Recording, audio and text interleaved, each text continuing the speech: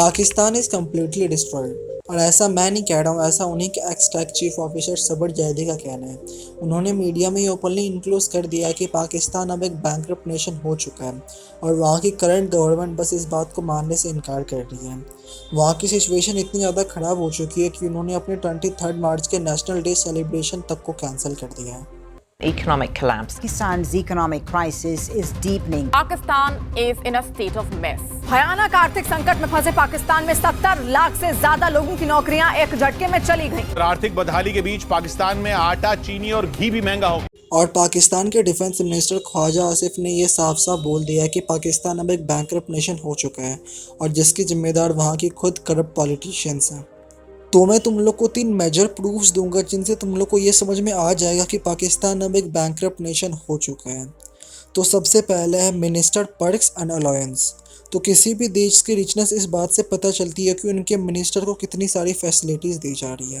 पाकिस्तान में हालत इतनी ज़्यादा ख़राब हो चुकी है कि उनके पार्लियामेंट्री डिसीजन अब जूम कॉल पे हो रहे हैं और उनके ट्रैवल एंड फ्यूल एक्सपेंसेस पे भी रोक लगा दी गई है। और अगर फिर भी किसी मिनिस्टर को अगर कहीं बाहर जाना हो तो उन्हें बिजनेस क्लास या फर्स्ट क्लास में नहीं ट्रैवल करना पड़ेगा, उन्हें इकोनॉमी क्लास में ही ट्रैवल करना पड़ेगा।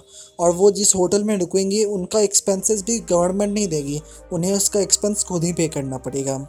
और दूसरा है मिलिट्री एक्सपेंस। पाकिस्तान ने अपने मिलिट्री बजट में 6% का इंक्रीमेंट तो कर दिया, पर वो अपनी भरपाई अब सोल्जर के पेट से कर रहे हैं।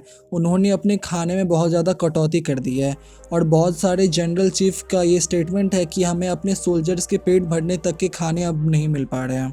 तो अब तीसरे और मेजर प्रूफ की बात करें तो वो है पब्लिक कॉस्ट कटिंग। पाकिस्तान ने अपने सिटीजन्स पे इतने सारे रेस्ट्रिक्शंस लगा दिए हैं कि उनकी हालत अब कुछ ऐसी हो गई है कि उन्हें अब पीने का पानी भी नहीं मिल रहा है। और तो और अब पाकिस्तान में 12-12 घंटे तक लाइट कट की जा रही है पैसे बचाने के लिए।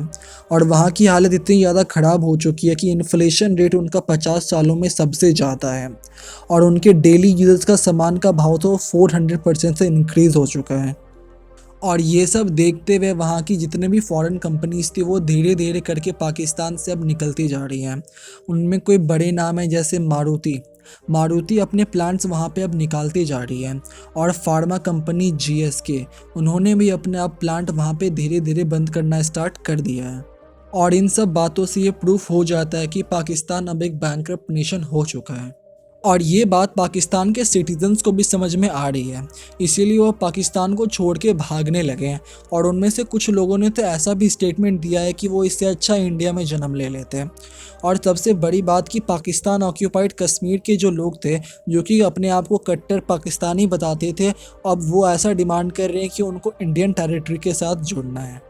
और अब पाकिस्तान में बस $3 बिलियन के ही फॉरेन रिजर्व बाकी है, जिनसे पाकिस्तान अब बस 3 वीक्स और ही सरवाइव कर पाएगा। लेकिन ऐसे बुरे वक्त में तो दोस्त ही काम आते हैं, लेकिन पाकिस्तान के एक भी दोस्त ने अभी तक सामने आके पाकिस्तान की मदद नहीं की है। और जिस वजह से पाकिस्तान को सऊदी अरेबिया के पास जाना पड़ा पैसे मांगने के लिए।